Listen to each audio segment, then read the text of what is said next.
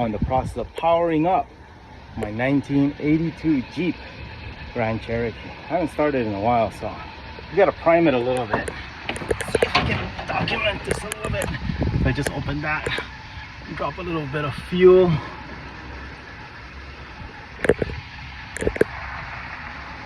Okay, that should go. Oh. Now let's fire it up and see how it sounds.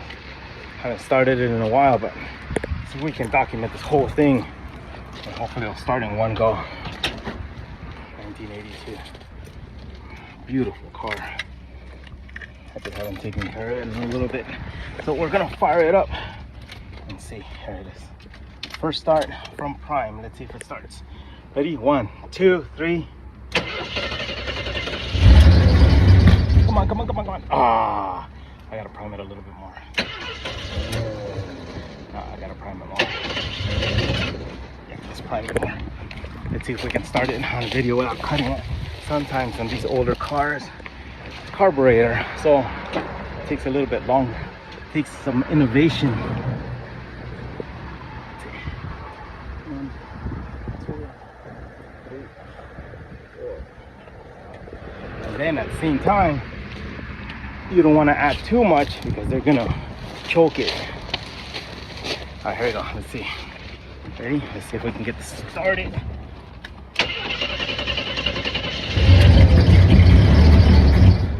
Come on.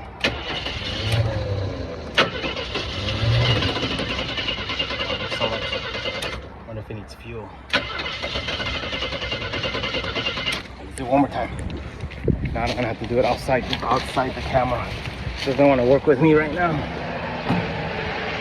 And of course, all you people with modern cars don't know how to appreciate cars like this.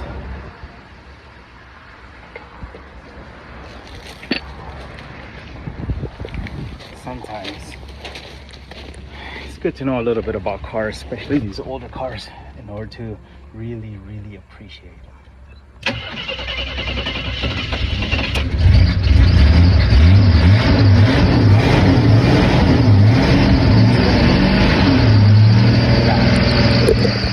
Woo!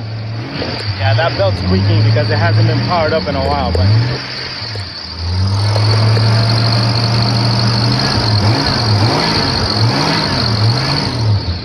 yeah, I'm actually overdoing it. I'm powering it up too much. It's not good because it's a cold start. It hasn't been started in a while. I was just showing off a little bit.